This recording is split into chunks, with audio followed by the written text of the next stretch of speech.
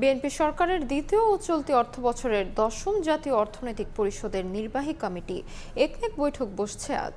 সচিবালয়ে বৈঠকে সভাপতিত্ব করবেন প্রধানমন্ত্রী ও একনেক সভাপতি তারেক রহমান।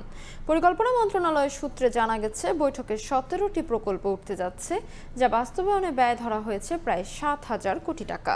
প্রকল্পগুলোর মধ্যে পরিকল্পনা কমিশনের আর্থসামাজিক অবকাঠামো বিভাগের ৪টি, কৃষি, পানি সম্পদ ও পল্লী প্রতিষ্ঠান বিভাগের ২টি এবং ভৌত অবকাঠামো বিভাগের রয়েছে ১১টি। এছাড়া একনেকের অবগতির জন্য পরিকল্পনা মন্ত্রীর অনুমোদিত ৩৩টি প্রকল্প উত্থাপন করা হবে। এর আগে গত ৬ এপ্রিল বর্তমান সরকারের প্রথম বৈঠকে ৪৮৩ কোটি ৪৩ লাখ টাকার ৫টি প্রকল্প অনুমোদন করে জাতীয় অর্থনৈতিক পরিষদের নির্বাহী কমিটি।